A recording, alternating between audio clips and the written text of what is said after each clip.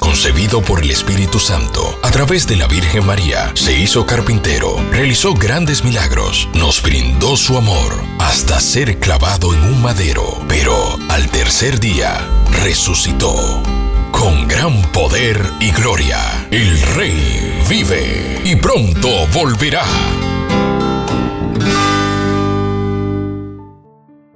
Bendiciones, es un inmenso placer para este servidor el poder estar en esta programación especial con motivo de la Semana Mayor. El Rey vive, el Rey vive.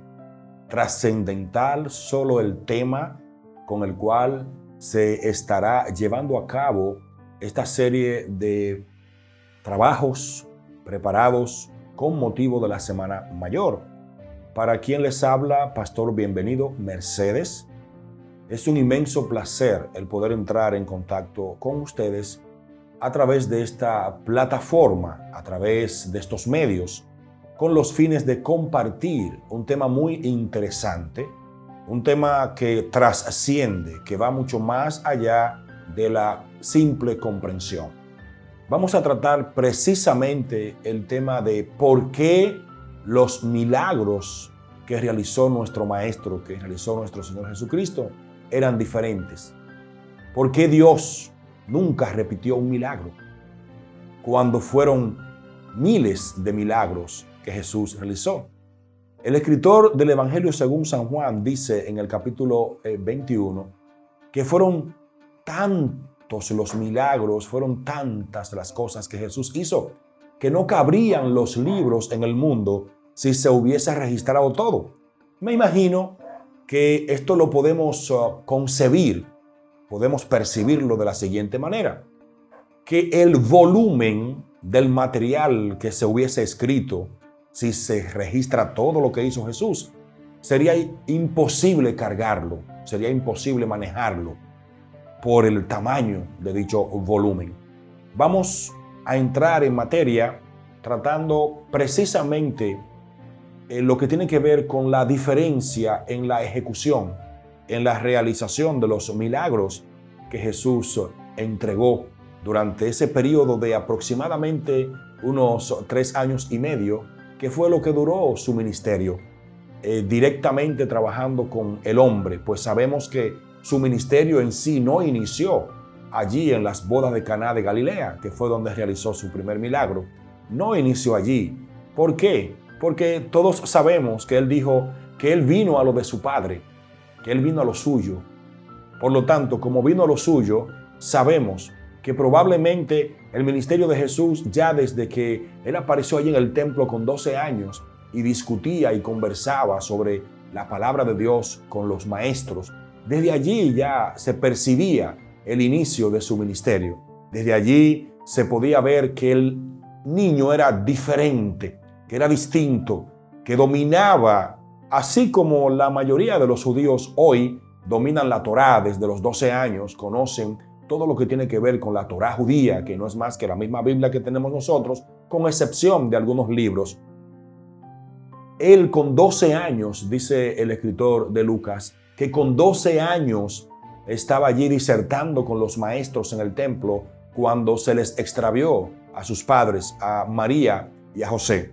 Entonces podemos percibir que desde los 12 años ya en sí su ministerio había iniciado, solo que aguardaba la formalidad conforme a la cultura de Israel, a la cultura de los judíos, para entonces hacer un lanzamiento oficial de dicho ministerio. Hablemos acerca de por qué los milagros de Jesús eran diferentes. Los milagros de Jesús eran diferentes porque eran una demostración de su divinidad y de su soberanía. Los milagros de Jesús eran diferentes porque eran una demostración de su divinidad y de su soberanía. Una demostración maravillosa de lo extraordinariamente inmenso que es nuestro Dios es que habemos casi 8 billones de personas sobre la faz de la tierra, casi 8 billones, vamos rumbo a los 8 billones, y no hay 2 huellas dactilares que sean iguales. No existen 2 huellas dactilares similares, ni siquiera en el mismo individuo. Las huellas dactilares de los dedos de mi mano derecha son diferentes a las huellas dactilares de los dedos de mi mano izquierda. Y cuando usted multiplica esto en la cantidad de habitantes que tiene este planeta, ¿qué le arroja? Que es increíble, que es algo extraordinario, que no haya dos huellas similares. No hay similares en todo el globo. Desde allí podemos empezar a entender el por qué los milagros de Jesús no fueron iguales, por qué no repitió el mismo milagro, aunque tratara la misma enfermedad. Trató la misma enfermedad de la ceguera. Y observamos que a cada uno de esos hombres a los que les declaró la palabra de sanidad, no los trató de la misma manera. Recordamos que en un momento determinado escupió en el polvo, hizo una especie de lodo y lo untó en los párpados cerrados de este ciego y sus ojos fueron abiertos. Recordemos el caso también de Bartimeo. Recordemos que Jesús hizo muchos milagros con la misma enfermedad y cada uno fue diferente, cada uno fue distinto. Jesús explicaba sus milagros como una muestra de su divinidad. O sea, el hecho de que no repita un milagro demuestra que es infinito. Demuestra que es infinito. Demuestra que no tiene límites. Demuestra que es creativo. Demuestra que es amplio en lo que hace. Y esto nos da a nosotros una idea de cuán inmenso, cuán grande es su poder. Estamos hablando de milagros registrados en la Santa Biblia, pero hay acontecimientos que no fueron registrados por los escribientes de la cultura judía. Había pueblos alrededor, había naciones incluso que tenían ciudades poderosas, tenían cierto dominio y allí también se registró, según el historiador Flavio Josefo, hay varias culturas que registraron lo extraordinario de la vida de Jesús y de lo que hizo en la vida de la gente que le rodeó. Jesús le dijo a sus discípulos que Él les entregaba autoridad. Él sopló sobre ellos y le dijo, reciban al Espíritu. Les dio autoridad. Entonces, esta autoridad es para que nosotros podamos emular todo lo que Él hizo aquí en la tierra. De hecho, el mismo Jesús dijo que cosas mayores que las que Él hizo, nosotros haríamos. Y de hecho, se han registrado ciertos tipos de milagros ahora en el tiempo moderno que la Biblia no hace mención de ellos. Sin embargo, se han registrado y han sido corroborados por la ciencia que ciertamente lo que estaba allí alojado, la enfermedad que tenía esta persona, desapareció. Y hay otros milagros que acontecen en este tiempo moderno que algunos líderes de una línea de pensamiento teológico cerrada, pues ellos no quieren tratar el tema de esos milagros, no quieren hablar de ellos porque son tan diferentes de los milagros que Jesús hizo que no se los quieren atribuir a Dios. Y déjeme decirle algo, esto es blasfemia.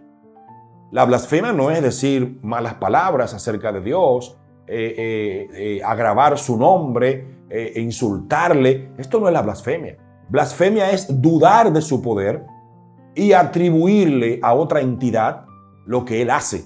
Eso es blasfemia. Por eso Jesús dice que no hay perdón contra la blasfemia. ¿Pero por qué? Porque precisamente en el libro de Juan, capítulo 10, dice que el Espíritu Santo es quien convence de justicia, de pecado y de juicio. Si Él convence de justicia, de pecado y de juicio, y yo dudo de Él, ¿quién me va a convencer de que yo soy pecador y que necesito a Jesús en mi vida. Por lo tanto, a esto es que se refiere con que no tiene perdón la blasfemia. Repito, la blasfemia es dudar del poder de Dios y atribuirle a otra entidad lo que Él ha hecho. Aleluya, gloria al Señor. Jesús le dio a sus discípulos autoridad para hacer milagros. Él les dio autoridad para hacer milagros, pero ellos sabían que había algo único en Él. Él les dio la autoridad de hacer milagros, pero ellos identificaban que en Jesús reposaba una naturaleza única, algo extraordinario que no podía reposar en ningún hombre nacido de hombre y mujer. Recuerde, Jesús nació de mujer, pero no fue engendrado por hombre. La semilla con la cual Jesús fue gestado fue colocada por el Espíritu Santo, tal como se había profetizado miles de años atrás y tal como el ángel le había revelado a María que sería. Jesús no nació con semilla humana. Jesús nació de la semilla del Altísimo, del Espíritu Santo. Por esto era 100% hombre aquí en la tierra y 100% Dios, lo cual permanece siendo 100% Dios, aunque ya no es hombre, pues la palabra dice que su naturaleza glorificada absorbió la naturaleza humana que Él tenía, que fue la que usó para venir aquí a la tierra. Recuerde, en el principio era el Verbo, y el Verbo era con Dios. Y ese Verbo se hizo carne y habitó entre nosotros. Y nosotros vimos su gloria como la del unigénito del Padre.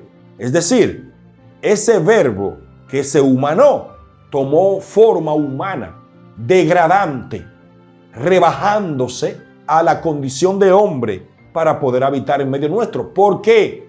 Porque es imposible que en este cuerpo nosotros podamos ver a Dios y permanecer vivos. Por lo tanto, en Colosenses, en el Colosenses capítulo 1, desde el verso 15, nos dice: Él es la imagen del Dios invisible, el primogénito de toda creación, porque por medio de Él y para Él fueron creadas todas las cosas, visibles e invisibles, sean tronos, sean dominios, sean potestades, todo fue creado por medio de Él y para Él, y Él es antes de todas las cosas, y todas las cosas en Él subsisten. O sea, Él es la imagen del Dios invisible. Era imposible que Dios se nos mostrara aquí en la tierra, nosotros habitando este cuerpo. Imposible, porque su naturaleza iba a destruir la nuestra, por el hecho de que es insoportable para este cuerpo decadente poder entrar en presencia con la esencia tácita, la esencia total de lo que es Dios. Por lo tanto, dice: tú me preparaste cuerpo, dice en el libro de Hebreos, hablando Jesús, me preparaste cuerpo. Es decir, tomó forma humana para poder entrar en medio nuestro y llevar a cabo el sacrificio con el cual usted y yo seríamos reconciliados con Dios, porque sin derramamiento de sangre no hay remisión de pecados. Por lo tanto, se hacía indispensable que Él tomara la forma humana, pero recuerde, humano y 100% Dios. ¿Por qué? Porque nació de María, del vientre de María. Allí estaba la criatura conectada a través de ese cordón umbilical y recibió el afecto, el cariño, recibió el apapacho, como dicen los mexicanos, de su madre. Pero Él, estando dentro de María, ya era 100% Dios. No esperó a salir para convertirse en 100% Dios, sino que como era fruto del Espíritu Santo, pues desde que estaba allí en el vientre de María ya era Dios. Desde que estaba en el vientre de María ya era Dios. O sea, una mujer, una humana. Aquí hay otro milagro, pero es el milagro de la consubstanciación, el milagro, como dice Marcos Sweet, ese milagro de la encarnación de Jesucristo. María, siendo una mujer nacida de hombre y mujer, 100% carne y sangre, portaba en su vientre a Dios. Esa criatura no esperó a nacer para convertirse en Dios, sino que desde que estaba en el vientre de María ya era Dios. Y recuerde que Dios es preexistente. Desde allí empezamos a ver un milagro extraordinario que no se ha vuelto a repetir y no se volverá a repetir, no solo porque Dios no repita milagros, sino porque esa consubstanciación solo puede ocurrir en el Dios verdadero. Gloria al Señor. Jesús demostraba que en él había una naturaleza que no era ordinaria. Lo demostró cuando se le manifestó a Pedro. En el libro de Lucas, capítulo 5, se le manifestó a Pedro cuando habían pasado toda la noche pescando. Pescadores profesionales, vivían de la pesca, pero no habían agarrado nada. Jesús llega temprano cuando están lavando las redes y le pide que le permitan subir la embarcación. Y entonces le dice, boga mar adentro. Y él le pregunta que se han pescado. No hemos pescado nada, no hemos agarrado nada. Boga mar adentro. Pero Señor, es que no. Toda la noche pasamos pescando y no conseguimos nada. Bueno, tira la red a la derecha. Dice, no hemos pescado nada. Es decir, no hay peces. Estoy parafraseando, no hay peces para agarrar. Pero en tu nombre, como decir, en tu palabra, lo voy a hacer. Y esta pesca milagrosa fue para llamar la atención de Pedro, para mostrarle a Pedro que en él reposaba una naturaleza extraordinaria. Y cuando Pedro cae allí, que se humilla, que reconoce que es pecador, que reconoce que Jesús es algo extraordinario, que él se siente que está ante una deidad, que él se siente que está ante un individuo que está por encima de su naturaleza humana. Entonces él le dice, apártate de mí, Señor, que soy hombre pecador. O sea, yo no soy digno de estar cerca tuyo. Reconozco tu señorío. Ahí Pedro adoró, se humilló, cayó al suelo. Su autosuficiencia desapareció.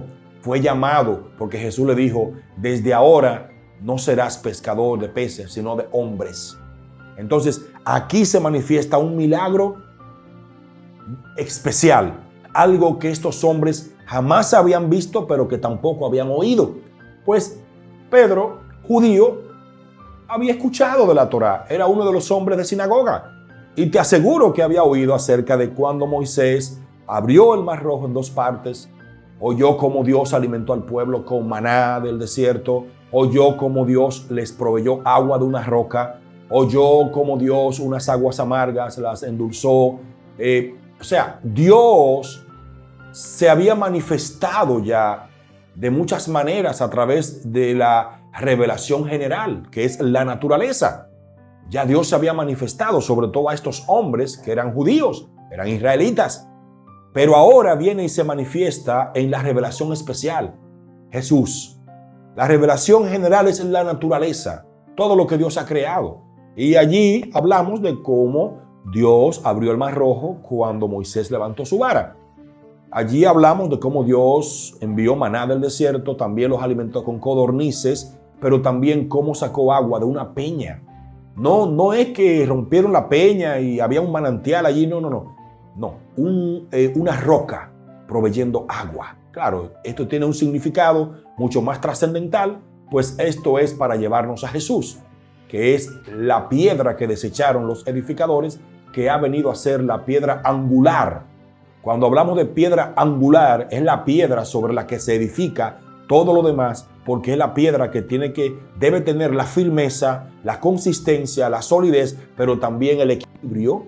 Debe estar bien balanceada, porque a partir de allí es que se edifica la construcción que se está levantando. Jesús, esa piedra que desecharon los edificadores, ha venido a ser la piedra angular. Y, como dice la palabra, roca viva, piedra también que hace caer, pues también dice la Biblia que hay de aquel sobre quien cae esta piedra, que le va a desmenuzar. O sea, estamos hablando de que Dios se les manifestó a ellos de muchas maneras a través de la revelación general.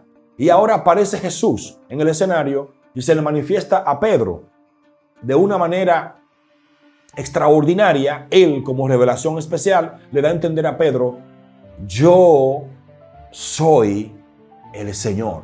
Pedro lo reconoce. Jesús no tuvo que hablar. Él no tuvo que decir, yo soy el Señor. No, simplemente se le manifestó. Le dijo, tira la red de este lado. La tiró.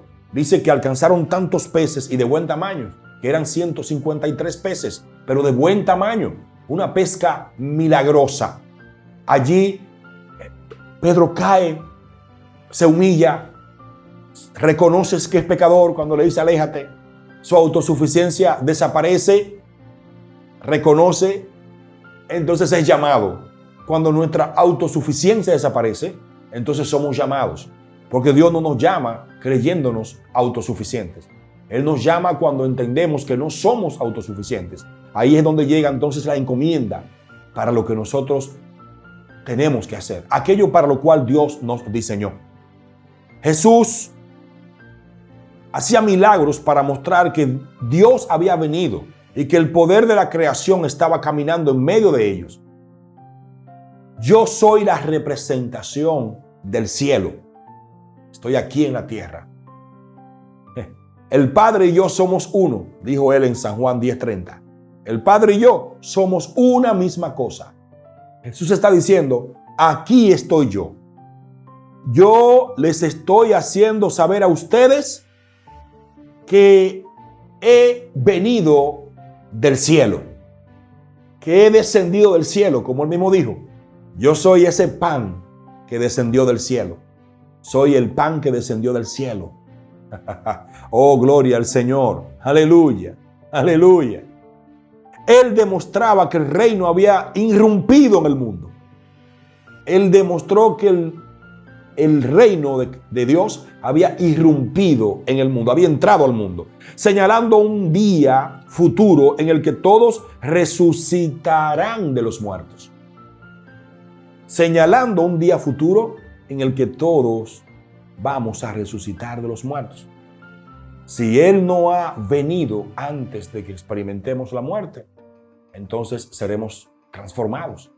Pero en caso de que experimentemos la muerte y aún Él no haya venido, como le dijo Jesús a Marta, ¿no te he dicho que si crees verás la gloria de Dios?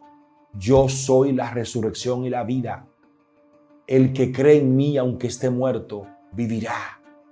Aquí Jesús está diciendo que nosotros vamos a resucitar de los muertos de manera categórica. Jesús demostraba que quienes creen en Cristo ya no estarían enfermos. Quienes creen en Él. Y usted preguntará, ¿y por qué hay tantos enfermos? ¿Y por qué vamos a las clínicas y vemos tantos siervos y siervas enfermos? Bueno, déjame decirte algo. Él no hace en mí lo que yo no crea, porque Él no siente pena. La pena es un sentimiento humano. Dios tiene compasión, pero a Él lo que lo mueve para hacer un milagro en tu vida es tu fe. No te he dicho que si crees verás la gloria de Dios. No te he dicho, Marta, que si crees verás la gloria. Él lo que aguarda de ti y de mí es que creamos. Si creemos, veremos lo que le pedimos a Dios en nuestra vida. Si creemos, recibimos no lo que necesitamos, porque Dios nunca le ha dado al hombre lo que el hombre necesita. Dios le da al hombre lo que le prometió al hombre cuando el hombre lo cree. La Biblia está llena de promesas, promesas milagrosas sobre nuestra vida. Pero si no las aceptamos y las creemos, no las podemos recibir, no las podemos disfrutar. Por ejemplo, cuando te digo que Dios no te da lo que necesitas, sino lo que tú sabes que Él te prometió, entonces te cito que Dios no tiene un nombre propio. Dios es conocido por sus atributos. Tú necesitas salud, pero Dios no te va a sanar porque tú necesites salud. Él te va a sanar cuando tú recuerdes que Él te prometió sanarte. Él es Jehová Rafa, el Dios que sana. Tú necesitas provisión, necesitas recursos para poder vivir aquí en la tierra, porque tienes que pagar servicios, tienes que comprar alimentos, tienes que cubrir tantas cosas, tantas cuentas. Pero si tú no recuerdas que Dios te dijo que Él es Jehová Jireh, el Dios que provee, entonces Él no va a proveer en tu vida. y tú no vas a caminar bajo cielos abiertos.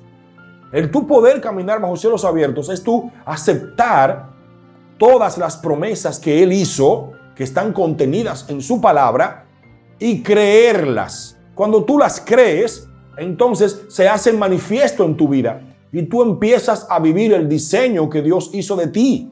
Porque el diseño que Dios hizo de ti no se va a completar hasta que tú no creas en que Dios te va a entregar no lo que necesitas, sino lo que te prometió.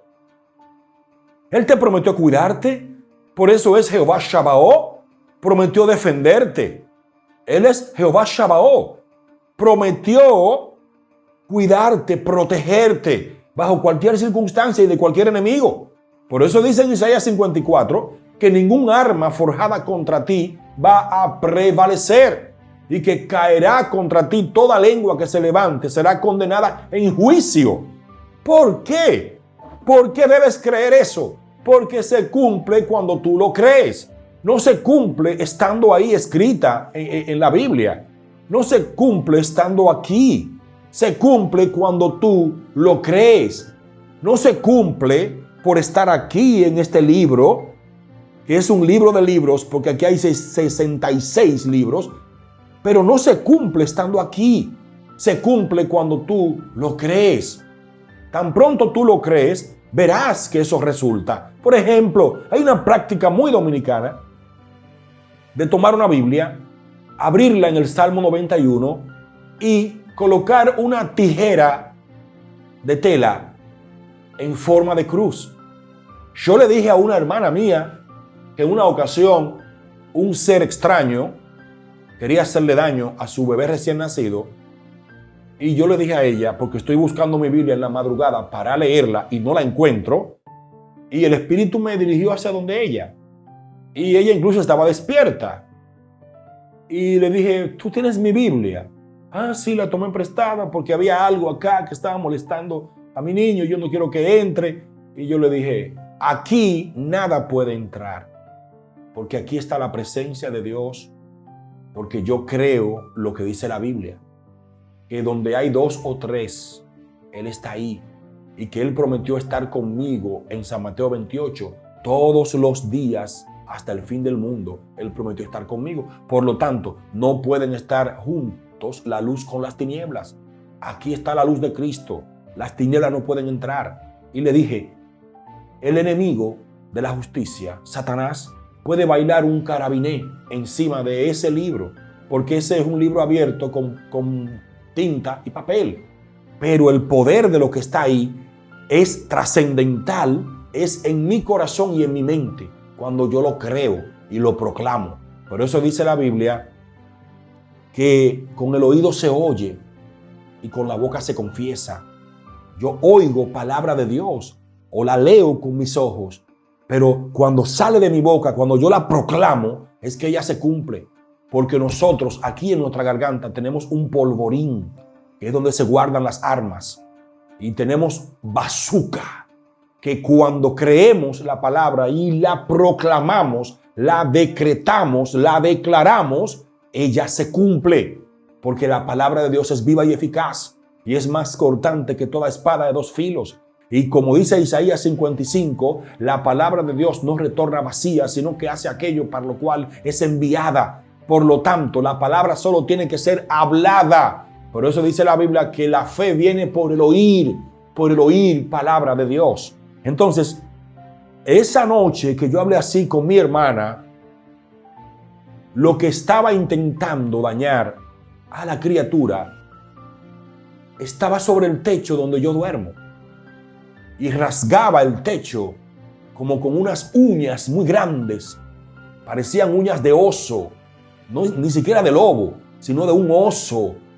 Y cuando yo entendí de qué se trataba, yo me puse de pies, me puse en posición como de que voy a batear y levanté mi mano así y dije, en el nombre poderoso de Jesús, a mi casa tú no puedes entrar.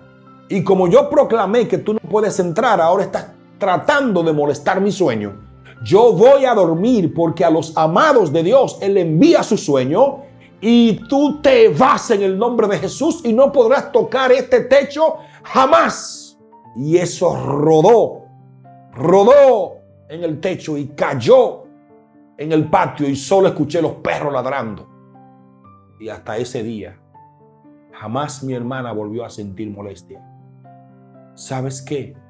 Cuando tú proclamas la palabra, el enemigo va a tratar de hacerte quedar mal. Y si no te puede hacer quedar mal, entonces va a tratar de amedrentarte, de asustarte. Recuerda, el miedo no existe. El miedo es ausencia de confianza y seguridad. Recuerda, Einstein dijo que no existe el frío, es ausencia de calor. Que no existe la oscuridad, es ausencia de luz. Entonces de allí se desprende que el miedo tampoco existe. Es ausencia de confianza y seguridad. Donde tú estás seguro, estás confiado, no hay miedo. Por eso la Biblia ya está entendido hasta por los que decían que no era así. La Biblia establece que aunque no sea con la misma palabra, pero sí con sinónimos, 365 veces está establecido en la Biblia: no temas. Un no temas para cada día. ¿Qué te puede hacer estar seguro, confiado, tranquilo? Estar al abrigo del Altísimo y bajo la sombra del Omnipotente. El abrigo del Altísimo es su palabra. Su palabra. Cuando tú estás en ella, estás seguro. Y la sombra del Omnipotente es su presencia. Entonces, su presencia está contigo cuando tú estás al abrigo del Altísimo, que es su palabra. Oh, gloria al nombre de Jesús. Aleluya. Jesús demostraba que quienes creen en Cristo ya no van a estar enfermos. ¿Por qué? Porque toman las promesas. Toman las promesas.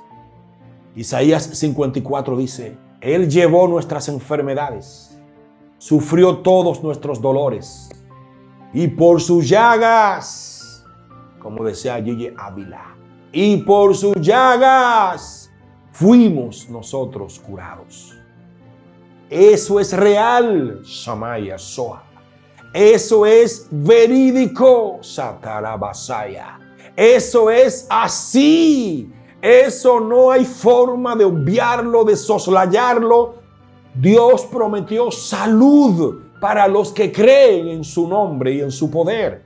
Por lo tanto, todo eso fue provisto y de forma inequívoca, inerrable, infalible, se cumplió. ¿Por qué? Porque nada de lo que se había profetizado, de lo que se había predicho acerca de Jesús, dejó de cumplirse. Y una de esas profecías decía que al él ser lastimado, lacerado, esa sangre, esas heridas son suficientes para nosotros para ser sanados. Recuerda, la cantidad de azotes que le dieron a Jesús es el mismo número de cantidad de enfermedades de donde se desprenden todas las demás. Las enfermedades básicas del ser humano son el número de azotes que recibió Jesús. Y de allí se desprenden todas las demás. Por eso tú ves que antes lo que había era un médico general. Luego pasamos a un especialista. Pero ahora todavía hay personas que se han especializado más. ¿Por qué? Porque de cada una de esas enfermedades se han ido desprendiendo otras por la vulnerabilidad del cuerpo humano, pero también por la contaminación de nuestro planeta. Aleluya. Los milagros de Jesús se pueden clasificar en 4 categorías. Y quiero que usted preste mucha atención a esto. Los milagros de Jesús se pueden clasificar en 4 categorías. Hay curaciones. Curaciones. O sea, Jesús sanó a miles de personas. Miles de personas. Porque si en una cruzada con un evangelista, un pastor actual, usted puede ver cientos de milagros. Imagínense qué pasaba con toda esa gente que rodeaba a Jesús. Cuando Carlos Anacondia dice que ciudades como Capernaum, cuando Jesús caminaba, probablemente más de 50,000 personas lo rodeaban. ¿Por qué? Porque ciudades que tenían una gran población la gente salía. Se registra un acontecimiento único, y es que cuando Jesús estaba pasando por Capernaum, se dice que la gente dejó su casa vacía. Todos corrieron a ver a Jesús. Imagínense qué pasa cuando la muerte entra en contacto con la vida. La muerte se va. Él llamó a Lázaro con 4 días de muerto. Él se puso de pies frente a la tumba. Oró a Dios para que la gente sepa que Él y el Padre son uno. Y como dice D.R. Moody, no hace Dios nunca nada sin que antes haya una oración. Jesús oró al Padre para que los judíos sepan que Él y el Padre son uno. Y luego, con voz de autoridad, mencionó un nombre y dijo: Judas. Gloria al Señor. Aleluya. Aleluya. Lázaro. Lázaro. Ven fuera. Lázaro, ven fuera.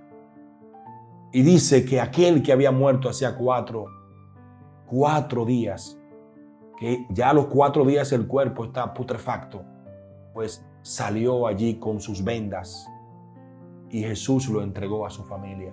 Era su amigo. Pero otro milagro significativo, otro milagro trascendental ocurrió cuando él vio a una madre cuyo único hijo, y ella era viuda, había muerto. Jesús le preguntó a sus discípulos. Ellos le dieron toda la información al respecto. Esta mujer es viuda y su único hijo ha muerto. ¿Sabes qué significaba eso para una mujer? Hambre en ese periodo. Pues a las mujeres no las empleaban. Y si las empleaban, no les pagaban.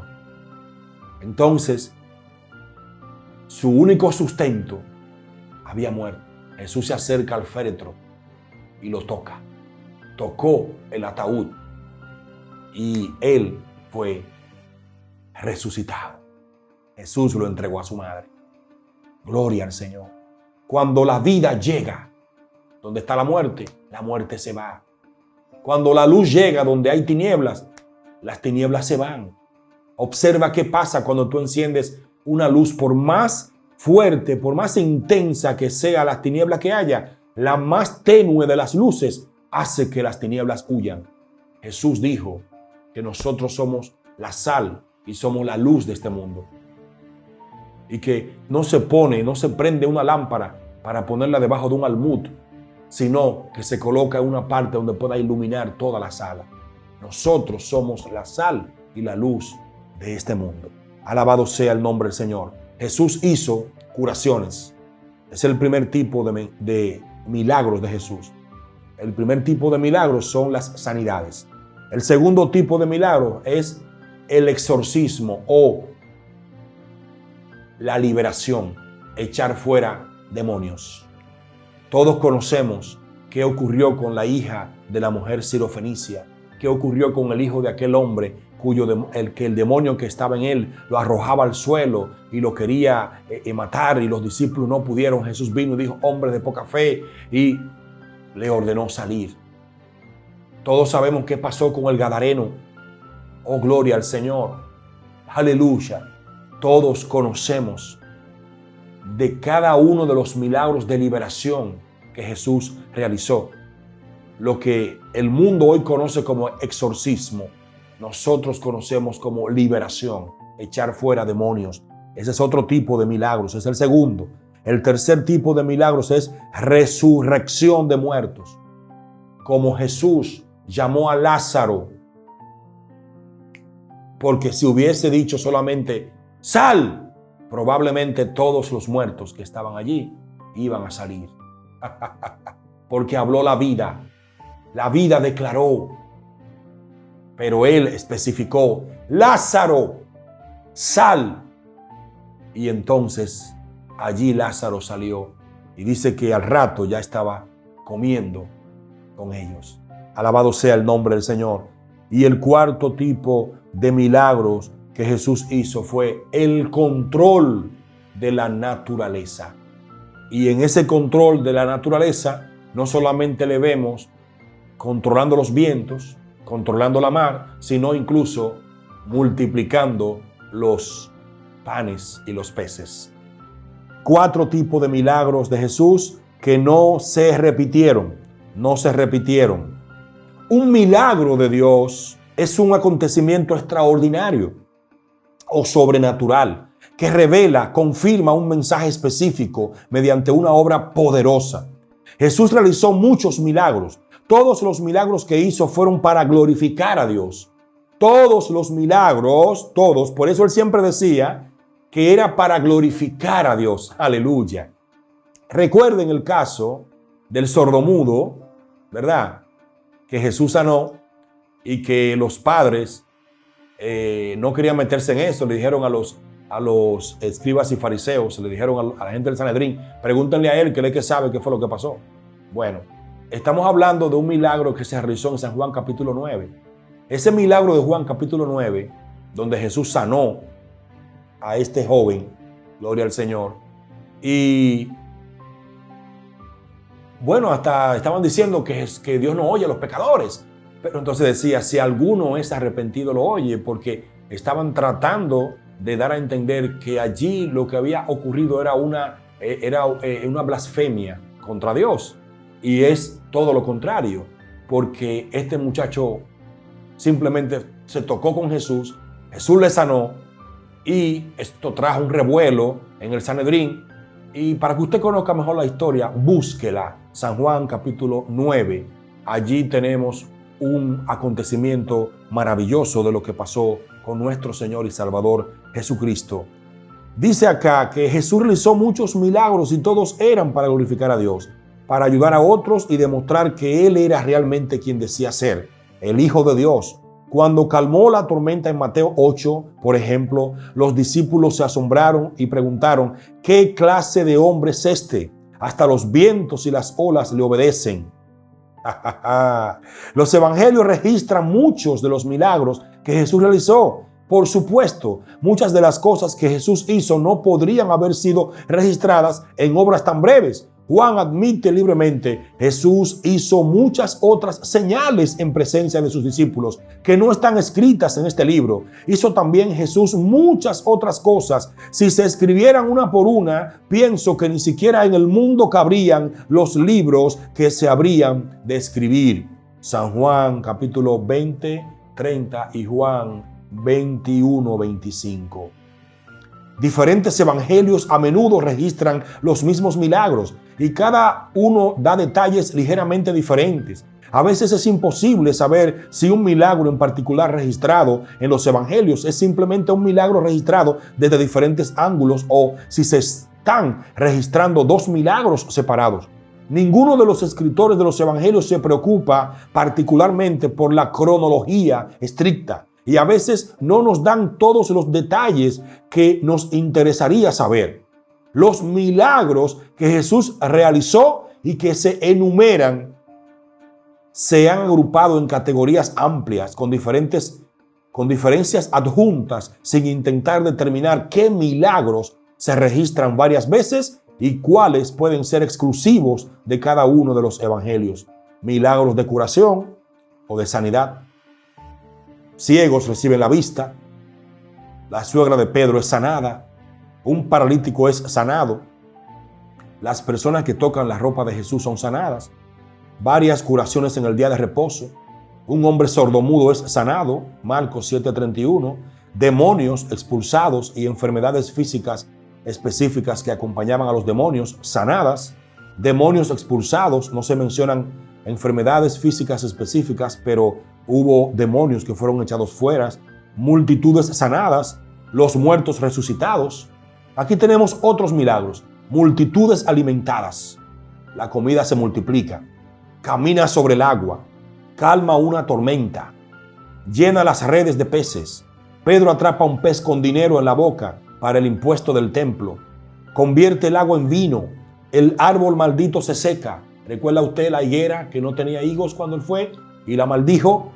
De la lista anterior vemos que la gran mayoría de los milagros registrados en los evangelios fueron milagros de sanidad. Si bien quienes recibieron la sanidad fueron aliviados de sus dolencias físicas, el propósito declarado de los milagros rara vez es el simple alivio del sufrimiento físico. El milagro de sanidad siempre señala una verdad mayor, a saber que Jesús es el Hijo de Dios con autoridad. Cuando expulsa demonios, se enfatiza su autoridad sobre ellos. Cuando sana en sábado, se enfatiza su autoridad como Señor del sábado. Asimismo, muchos de los milagros enfatizan la autoridad de Jesús sobre la naturaleza. Él es el creador de la naturaleza y Él la domina, Él la controla, Él la rige.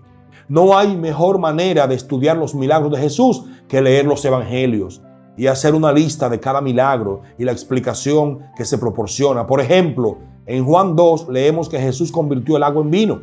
Ese milagro alivió una posible vergüenza para el anfitrión y apaciguó a su madre, que le pidió que se involucrara. Pero el resultado principal está registrado en el versículo 11. Lo que Jesús hizo aquí en Caná de Galilea fue el principio de las señales con las que reveló su gloria y a sus discípulos, quienes creyeron en Él. Ahí está registrado que era lo más importante del milagro, al fin y al cabo. No era solo complacer a María y quitar la vergüenza de la familia de los novios porque se había acabado el vino. A veces el propósito de un milagro se da directamente y a veces se registra en la respuesta de quienes lo vieron. Jesús nunca realizó milagros con el fin de montar un espectáculo. Cada milagro apuntaba a una mayor verdad. Juan enfatizó especialmente este punto al referirse a los milagros de Jesús como señales. Como señales. La alimentación de los 5,000 es solo un ejemplo. Juan 6 comienza diciendo que la gente seguía a Jesús porque vieron las señales. Uno pensaría que esto es algo bueno. Jesús continúa alimentando a la multitud, más de 5,000 hombres, más mujeres y niños, con solo 5 panes y 2 peces. Luego se escabulló en la noche. Hay mucho que decir sobre los milagros. Este periodo que hemos agotado aquí es insuficiente. Necesitaríamos mínimo 12 horas de un programa continuo con muchos otros hombres y mujeres que conozcan acerca de las verdades del Evangelio para hablarte acerca de por qué Jesús nunca repitió el mismo milagro. Todavía a la fecha, Dios no ha vuelto a repetir un milagro. Dios es creativo, es amplio, es extraordinario, tiene una versatilidad muy amplia. Nunca va a sanar la misma enfermedad con la misma forma, porque Él es Dios y está por encima de todas las cosas. Los milagros de Jesús nunca fueron los mismos, siempre fueron diferentes, porque era una demostración de su soberanía y de su divinidad. Soy el pastor Bienvenido Mercedes y es un inmenso placer el poder colaborar con la programación especial de la Semana Mayor, El Rey Vive. Esta programación estará siendo pasada por diferentes medios que agradecemos la colaboración que ellos nos dan para que esta programación especial pueda llegar a cientos de miles de personas, no solo a través de las ondas hercianas, sino también a través de la web. Ha sido un inmenso placer para el pastor Bienvenido Mercedes. Recuerde, programación especial con motivo de la Semana Mayor, El Rey Vive. Dios les bendiga. Concebido por el Espíritu Santo, a través de la Virgen María, se hizo carpintero, realizó grandes milagros, nos brindó su amor, hasta ser clavado en un madero, pero al tercer día resucitó.